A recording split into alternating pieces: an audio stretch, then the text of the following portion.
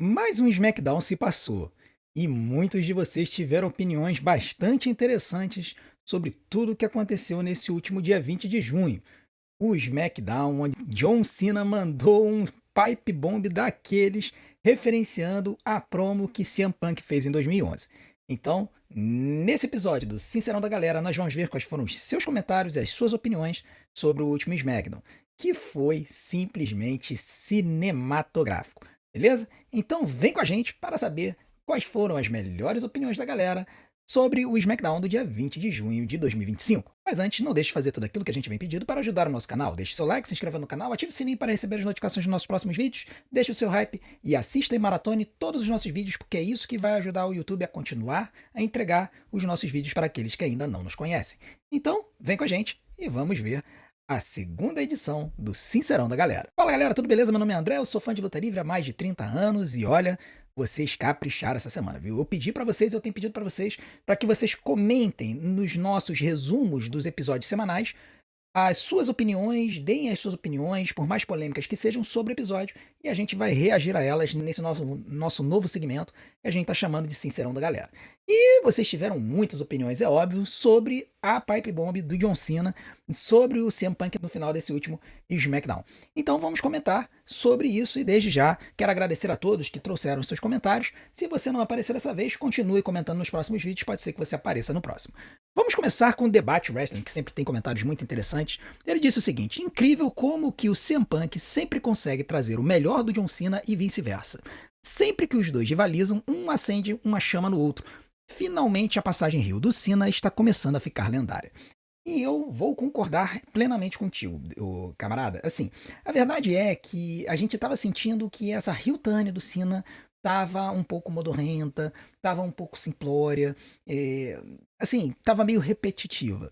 E essa pipe bomb ela veio para quebrar completamente com essa percepção. A verdade é que o Cena com essa promo ele inovou nas suas apresentações, nessa field dele e nesse heel turn dele, e trouxe um elemento interessante para essa field com o CM Punk, algo que as pessoas já estavam meio que não esperando. O pessoal estava achando que ia ser mais do mesmo. Então, realmente, essa Pipe Bomb foi bem legal. O Cena, ele no finalzinho, ele fala assim: ah, obrigado por você ter me permitido fazer uso da sua promo. Então, quer dizer, ele ali, na sua promo, ele deu a entender claramente que o Punk, nos bastidores, ele falou: Cena, utiliza a Pipe Bomb. E o Cena utilizou com maestria, com certeza, tá entre as melhores promos da história da carreira do John Cena e com certeza esses dois, eles quando estão juntos, eles conseguem alavancar e elevar o padrão dos shows em geral. E isso é um fato, isso desde a década de 2010. O Rafael Maciel, ele vai elaborar também sobre a Pipe Bomb, ele vai dizer o seguinte: tiozão, entre todos os pontos que podemos analisar dessa promo épica que o Cena usou de escada da Pipe Bomb do Punk Prime de 2011, eu queria pontuar que John Cena, do nada, soltou 3 nomes de ex-lutadores medianos na WWE e que alugou um triplex na cabeça de todo mundo e que começamos a levantar teorias da conspiração, supostas ligações, desentendimentos, rusgas desses 3 lutadores com Punk que foram citados pelo Cena. Genial. E isso é mais do que verdade. A gente tava na live e eu tava até revendo a minha reação, né? Porque assim, eu tava fazendo a tradução simultânea ao vivo, então às vezes a gente pode deixar escapar alguma coisa, né? E depois eu fui ver a transcrição para fazer o resumo do show. E cara, é impressionante como que bastaram a citação de 3 pessoas que não estão na WWE hoje em dia: o Claudio Castagnoli, que é o ex-Cesaro, que hoje está na AEW, o Nick Nemeth, que era o Dolph Ziggler, que hoje está na TNA, e o Matt Cardona, que era o Zack Ryder, que hoje é o rei das independentes, para ele fazer um salseiro. A gente ficou pelo menos uma meia hora na live tentando entender essa referência. Eu fiquei pesquisando na hora, pesquisei o fim de semana praticamente todo para tentar entender por que ele citou esses nomes. E assim, é o que uma pipe bomb faz, é o que uma promo bem feita faz. Ela bota a caraminhola na nossa cabeça para que a gente fique tentando decifrar. A coisa chegou a um tal ponto que a pipe bomb do John Cena entrou nos trending topics da, do Twitter, cara. A coisa é desse nível. Entrou junto com a Copa do Mundo de Clubes e com a guerra do Irã e de Israel, que os Estados Unidos resolveu se meter agora. Então, assim, cara, você vê o nível da coisa, do impacto que a promo dele teve, né? E a gente vai falar sobre esses 3 nomes, né? Porque muita gente especulou sobre isso. E tivemos 2 especulações bem interessantes, uma mais genérica e uma mais específica. O Miguel Nascimento, acho que é Miguel Nascimento pela nick dele, disse o seguinte: em relação a ele ter citado o Cesaro, o Ziggler e o Matt Cardona, que era o Zack Ryder, o Cena falou antes de citar os nomes: você é apenas um oportunista que pisa no pescoço das pessoas que trabalham duro. No auge do Punk, quando ele teve seu reinado de 400 dias, foi a época da carreira do Zack Ryder, onde ele teve sua maior ascensão. E o Ziggler, na época, já vinha trabalhando muito desde 2010. Eu acho que ele se referiu insinuando que o ego do Punk na época foi o que impediu desses caras terem sido campeões mundiais durante a ascensão da carreira deles, porque a época do Punk World, no caso campeão mundial, foi justamente quando o Zack Ryder mais esteve em alta, como falei anteriormente. E o Cesaro e o Ziggler eram talentos tentando ser alavancados. Mas pelo ego do Punk, ninguém na WWE durante essa época que trabalhou duro foi recompensado por causa do ego do Punk de se achar o melhor e sempre querer estar no topo acima de todos. Essa foi um comentário bem polêmico, teve gente que contestou isso. E assim, Miguel, quero desde já agradecer o seu comentário, tá? Mas eu quero dizer que eu não concordo com ele. Porque nesta época que você está citando, o Punk pode ter tido sim um reinado de 300 e tantos, 400 dias. Mas o principal nome da companhia na época não era o Punk, era o John Cena. Então, se alguém tentou enterrar esses caras por conta do seu ego e por achar melhor do que os outros, não foi o Punk, foi o Cena. Inclusive, o Zack Ryder, nessa época, ele teve uma feud com o John Cena, onde o John Cena rouba a namorada dele, que é a Eve Torres. E aí depois ele se engalfinha numa feud com o Kane. Então, isso foi no ápice do Z-True Long Island Story. O Zack Ryder, ele foi elevado rapidamente do mid-card pro main event. Foi colocado nessa feud relâmpago com o John Cena. Ele sai sem namorada e sai sem push, porque ele acaba sendo destruído e ele nunca mais volta ao main event. Então, assim, não tem nem como a gente jogar a culpa nisso com relação ao Punk. A gente tem que jogar a culpa com relação ao Cena. Se a ideia é de que o top guy da companhia impediu esses caras de ascenderem, o top guy da companhia nessa época era o Cena. O Punk teve um reinado. E além disso, a gente precisa lembrar que, por exemplo, o Zack Ryder, ele tava no show em que estava o Campeonato Mundial Peso Pesado. Inclusive foi o campeonato que ele conquistou. Enquanto que o Cena e o Punk rivalizavam pelo campeonato da WWE, aquele campeonato do disquinho que ficava girando. Então nem no mesmo show eles estavam, entendeu? Então a gente não pode botar essa culpa sobre o Punk porque não casa muito bem as datas, tá? Mas existe uma outra teoria. Essa outra teoria ela foi interessante, ela surgiu no Twitter, acho que aproximadamente mais 12 horas, 18 horas depois que o show foi ao ar. Ela surgiu no Twitter. O Warrior comentou sobre ela e eu vi essa teoria e eu achei a mais plausível. A teoria diz o seguinte: o Warrior Titaco tá dizendo: eu vi no Twitter americano que os nomes que o Cena citou tinham outra ideia. Cláudio Castagnoli é C e C, as iniciais, C e C, que pode ser as iniciais do Colt Cabana, aquele amigo que o Punk referenciou lá atrás, em 2011, e com quem ele teve problemas depois. Matt Cardona é o Matt de Matt Jackson, um dos Young Bucks. E o Nick Nemeth, o nome inicial seria referente ao Nick Jackson, irmão gêmeo do Matt Jackson, outro membro dos Young Bucks. Eu acho que é irrealista que seja isso, mas é uma teoria. O Warrior, eu não acho essa teoria tão irrealista não, tá? Por quê? O CC do Claudio Castagnoli, seu Colt Cabana, faz muito sentido. É uma referência à promo de 2011.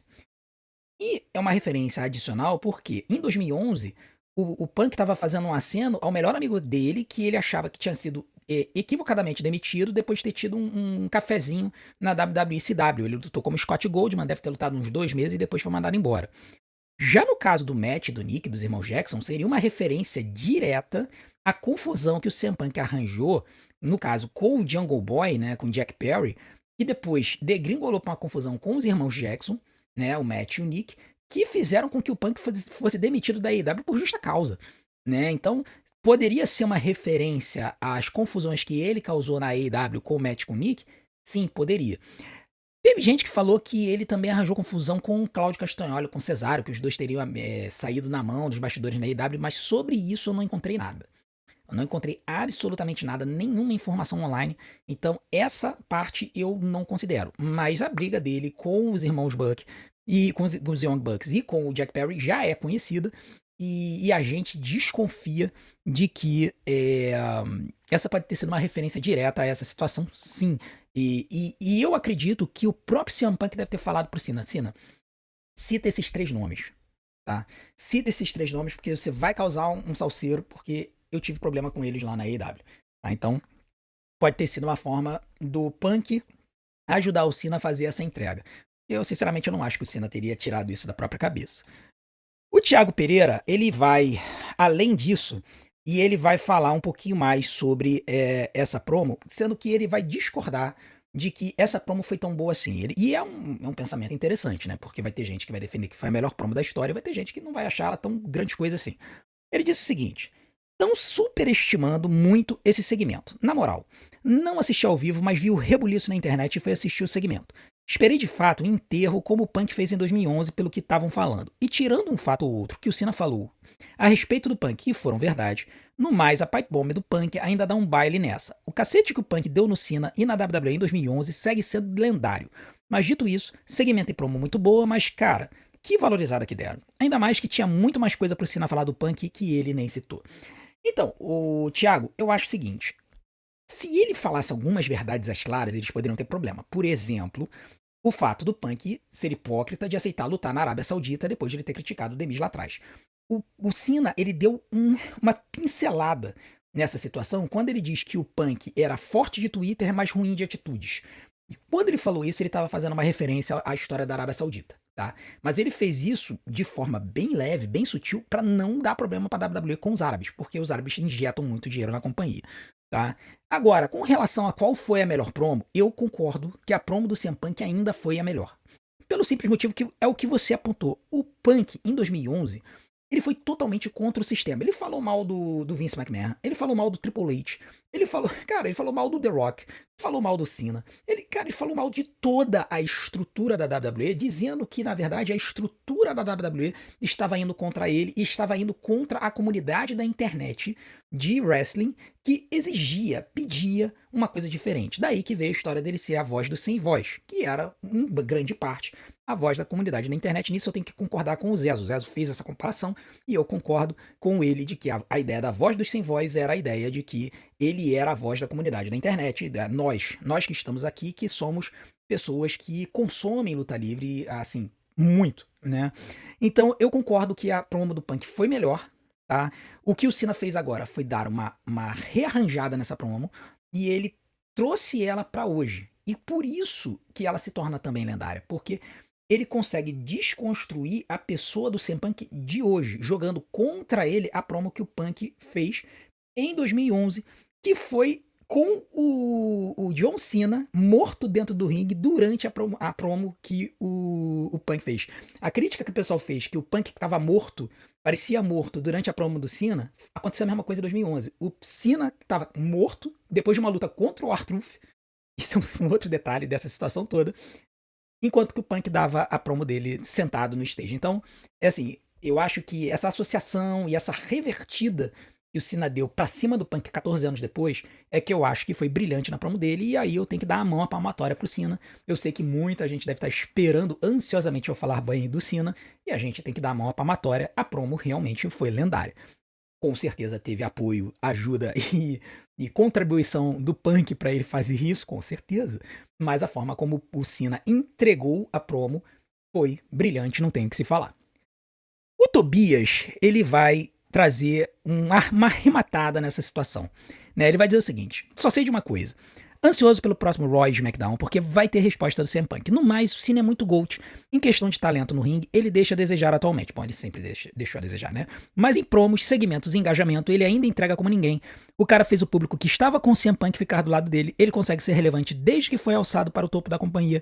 Cara, esse SmackDown estava sendo um show incrivelmente normal. Aí vai ele e torna esse episódio marcante. Eu acho que você mandou o gabarito do show, Tobias. Assim, essa é a sensação que a gente teve. Inclusive o Matt, coitado. O Matt tava fazendo a live dele, cara, e ele desistiu do show. Ele foi dormir com 2 horas de show. A nossa live começou a bombar. Eu vi gente que tava na live dele, veio pra mim, um pessoal que eu já conheço. E eu perguntei, mas o que vocês estão fazendo aqui? E eles falaram, não, é porque o Matt se encerrou a live 1 hora antes, porque ele tava cansado, já tava de saco cheio e resolveu ir dormir. E aí, quando aconteceu a confusão do Solo Sikoa com o Jacob Fatu e aconteceu a pipe bomb do Cena, eu falei, caraca, meu irmão, o Matt vai se chutar muito com essa história. Porque, assim, tipo, aconteceu justamente depois que ele foi dormir. Parece que ele disse na live dele que quando ele vai dormir antes, coisas marcantes acontecem. E não deu outra. Então, assim, realmente foi marcante. O show tava mais ou menos, tava normal. Tiveram algumas lutas até corridas, o que eu achei estranho. Mas no final isso se explicou, né? As lutas estavam corridas porque teria a pipe bomb no final do show e acabou sendo realmente lendária. Agora, teve uma consequência dessa história toda que um pessoal notou rapidamente nos nossos comentários. É que no meio dessa situação da Pipe Bomb do Cena e da Field com o Punk, tem uma terceira pessoa que ficou de escanteio, que é o coitado do R-Truth. O Muito Normal falou o seguinte: o que eles fizeram com o Truth Ron ontem fez tudo o que aconteceu nessas últimas semanas sem sentido. E é verdade. Porque o R-Truth, ele simplesmente foi vendido como um cara que é assim, perigoso pela nova persona que ele tem.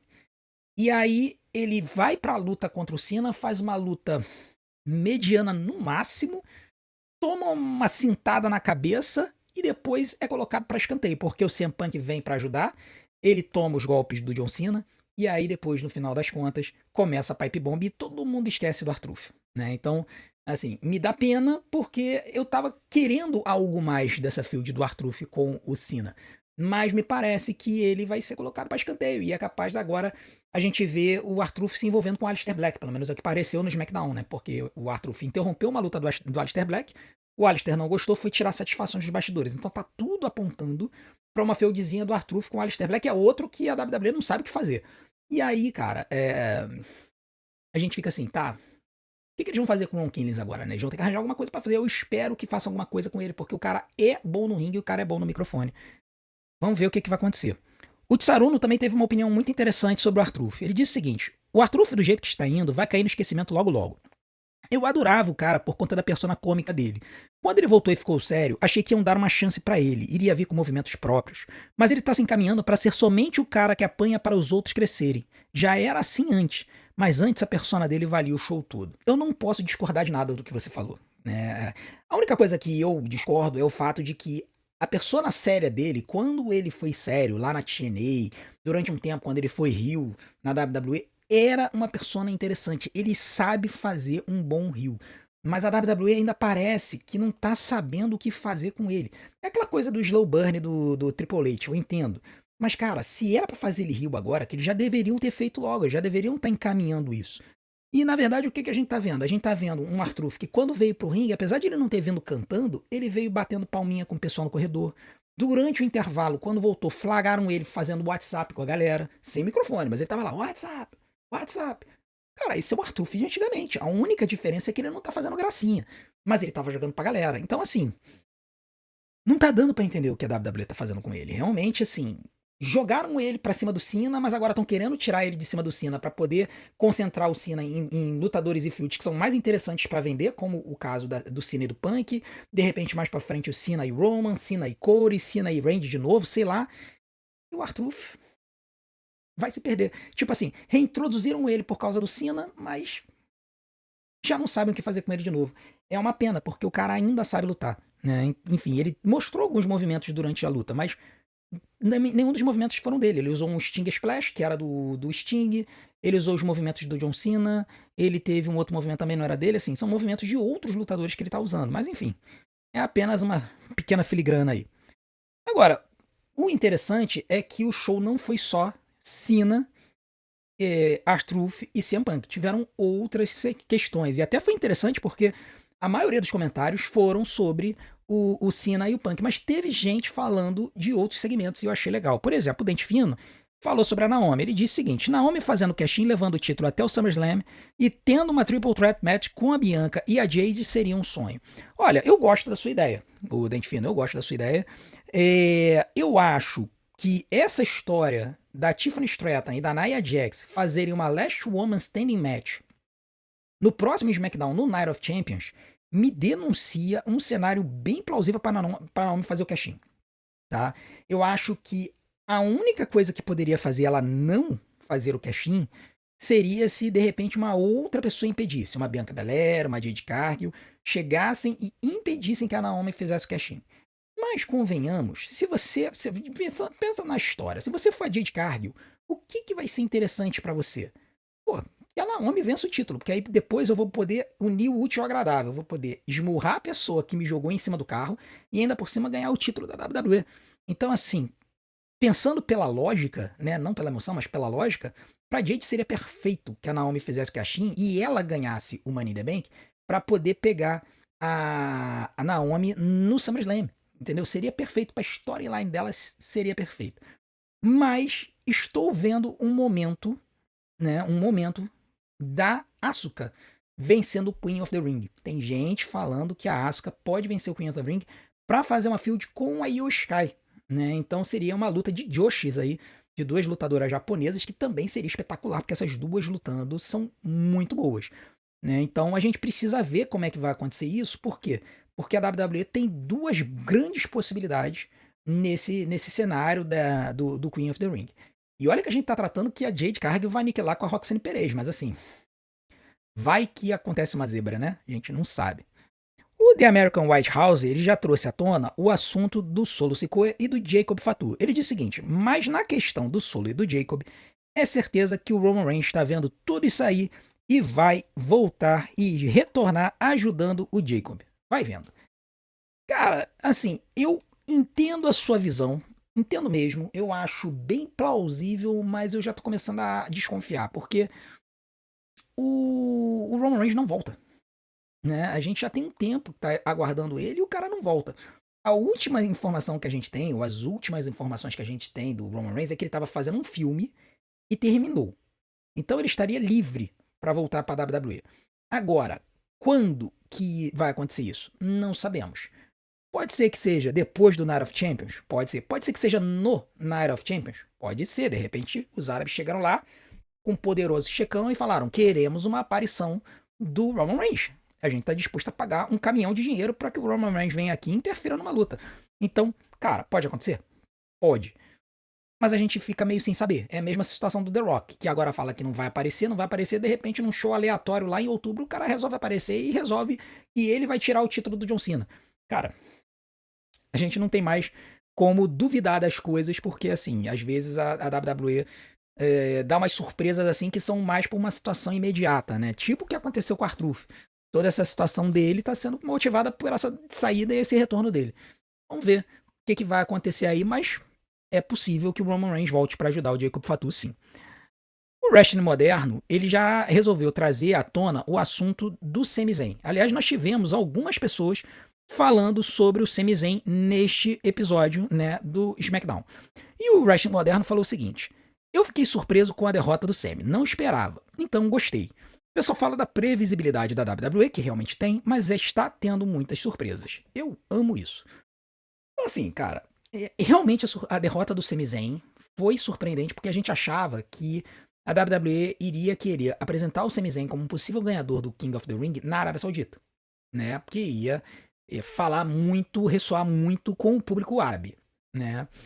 Mas, se você pensar na lógica dos árabes, da galera que tem o dinheiro, você comprar uma luta entre Cody Rhodes e Randy Orton faz todo sentido, né? Então, você veja que o show do Night of Champions vai ter, possivelmente como lutas, já vai ter o Cena e o Punk, confirmado, e pode ter Cody e Randy. Cara, são dois lutaços que carrega qualquer pay-per-view. Se você for considerar também todas as lutas que vão ter no Friday Night SmackDown anterior, cara, tá quase como um WrestleMania, de tão carregado de luta boa, luta pelo título, que esse Night of Champions está. Então, assim, eu também fiquei muito surpreso com a derrota do Sami Zayn. Eu achava que ele ia ter essa chance. A gente vai ter que ver a construção da história dele. Eu acho que essa história deles falarem que ele tem uma história pra completar e tal, eles vão fazer isso, eles vão carregar aí pro ano inteiro. Eu acho que o Sami Zayn agora se torna um mega favorito pra vencer o Royal Rumble do ano que vem, que vai ser na Arábia Saudita também, cabe ressaltar, né? Então seria uma outra oportunidade do Sami Zayn ir pra galera na terra aonde o seu povo e a sua religiosidade são apresentadas, né? Com o Royal Rumble na Arábia Saudita, o Sami Zayn ganhando lá não seria nenhum absurdo. E aí ele poderia completar a história dele na WrestleMania. Então, eu acho que eles vão trabalhar com isso ao longo do ano. Mas eu concordo, assim, surpresas são boas. Nós já tivemos a vitória do Gunther sobre Jey Uso, agora nós tivemos a derrota do Sami. Então eu achei legal também. Agora, o Deomir, ele colocou uma situação, Deomiro, né? Colocou uma situação bem interessante sobre bookings que a WWE estaria dando mole, né? Ele diz o seguinte: tiozão, minha opinião sinceramente sincera, a WWE tá perdendo de fazer um booking fantástico pro Sami Zayn, o Randy Orton e o Cody Rhodes. O Sami poderia ganhar esse King of the Ring, e o Orton e o Cody poderiam rivalizar até chegar perto de dezembro e o Cody tomar o título do Cena. O Zayn poderia fazer uma run até chegar no World Heavyweight Championship na próxima WrestleMania, mas com essa vitória do Orton quebrou esse booking e o Cody vai ganhar o King of the Ring. Não é ruim, mas poderia ser melhor. Eu concordo, tá? Eu concordo. Eu acho que uma build que seria bem interessante, né? Uma história que seria bem interessante, foi aquela que eu comentei alguns vídeos atrás, que eu comentei na live com o Zezo, que seria o Sami Zayn ganhar o King of the Ring, ele ir pro SummerSlam, derrotar o Gunther, né? Ganhar do Gunther e tomar o cash-in do Seth Rollins logo depois. E aí o Sami Zayn ele iria até o final do ano, chegaria no ano que vem, ele ganharia o Royal Rumble e aí ganharia na WrestleMania. Seria uma história muito semelhante à história do Daniel Bryan em 2013. Mas a WWE resolveu partir para um outro caminho. E aí o caminho que está se apresentando, né, o que está parecendo que vai ser o caminho, é o Cody vencer o King of the Ring para desafiar o Cena no SummerSlam e a gente ter Cody Cena 2 no SummerSlam, que era uma coisa que estava todo mundo prevendo que iria acontecer. Eu vou achar ruim de ter Cody Cena 2 no SummerSlam? Não. Ainda mais se o Cody perder de novo. Né? Se o Cody perder de novo, eu vou achar maravilhoso. Se o Seth Rollins fizer o cash-in no campeonato da WWE, eu vou achar melhor ainda. Mas eu acho que eles vão manter o título no Cena até o final de 2025. Vamos ver como é que vai ser. Eu acho que é aquele negócio, né? A gente tem a nossa opinião sobre qual é o melhor booking e tal. Vamos ver se a gente é positivamente surpreendido pela WWE nesse booking até o final do ano. A gente ainda tem muita água para rolar, ainda tem muita coisa. Nós estamos chegando na metade do ano agora. Então a gente ainda tem 6 meses aí de histórias até a gente chegar à conclusão lá em dezembro se 2025 foi um ano bom ou se foi um ano porcaria. Vamos ver o que a WWE apresenta pra gente. Por enquanto, eu tô dando o benefício da dúvida pra companhia e falando o seguinte, olha, me surpreendam. Me surpreendam. Porque a gente já teve boas situações esse ano, vide essa própria promo aí do John Cena, já foi bem legal. Agora, para o lado das meninas, nós tivemos uma opinião bem interessante, né? Aliás, antes de falar das meninas, o Samir teve uma outra opinião sobre o Sami Zayn. Ele disse o seguinte: Sami Zayn Hill tem que acontecer num futuro próximo. Se a Arábia não quer pagar para o cara ganhar nos braços da galera, então que ele cometa o crime, traia o Jey Uso. Sim, ele vai recuperar o ouro e choque o mundo com uma persona vilanesca. O Karrion sempre esteve certo. Eu não me importaria com esse cenário não, tá? Eu acho que o Sami Zayn vilão com o Karrion Kross como manager seria perfeito. Perfeito. Eu só acho que a comunidade da internet não vai ficar feliz do Karrion Kross ser manager. Eu acho que eles gostariam que ele fosse lutador e tudo mais. Mas, Sami Zayn vilão, eu acho que seria legal. Mas eu acho que a WWE talvez tenha uma propensão maior de fazer o Sami Zayn ganhar o Royal Rumble na Arábia Saudita e ser campeão depois na WrestleMania como fez, tá? Vamos ver, vamos ver. Mas o seu cenário é bem interessante e seria ótimo se ele cometesse o crime contra o Jey Uso. Eu acho também que o Jey Uso vai recuperar esse cinturão. Não sei quando. Se ele ganhar o King of the Ring, vai ser no SummerSlam para depois tomar o cash-in do Seth Rollins. Mas, se for o Cody Rhodes, aí pode ser que o Jey Uso receba uma luta contra o Seth Rollins, botando o dedo na cara do Seth Rollins, enfim. Vamos ver. Vai ser interessante ver como é que a WWE vai construir esse SummerSlam aí. Sobre as meninas, pra mim ficou claro que a lesão da Liv Morgan é mais séria do que parecia, e o título de duplas vai ficar vago. E está cheirando que a Alexa e a Charlotte serão a nova dupla campeã, ainda mais depois da derrota da Alexa e da ajuda dela pra Charlotte. Sim, tá parecendo realmente que a WWE tá querendo empurrar uma dupla aí da Alexa com a Charlotte. Inclusive, eu acho que é pra poder redimir a Charlotte Flair. Porque eles sabem que a Charlotte sozinha não cola como fez. Não cola. Tá? O pessoal não gosta da persona dela. Eles precisam trocar a persona dela. E a melhor forma de fazer isso, de fazer ela parar com essa história de ser a rainha e tudo mais, e voltar a ser aquela Charlotte caloura, que era batalhadora, que era conhecida por ser uma excelente lutadora no ringue, e se superava como uma excelente lutadora, uma lutadora revolucionária, inovadora, cara, ela vai precisar colar com alguém. E a Alexa Bliss é a pessoa perfeita pra isso, porque a Alexa Bliss não tem uma pessoa que detesta ela. Não tem jeito. A menina é uma pessoa que todo mundo gosta. Então, você atrela a Charlotte a ela, seria a história de redenção perfeita. Então, eu acho que é bem possível que a WWE use a Alexa Bliss pra tornar a Charlotte Flair face e mudar a persona dela no processo.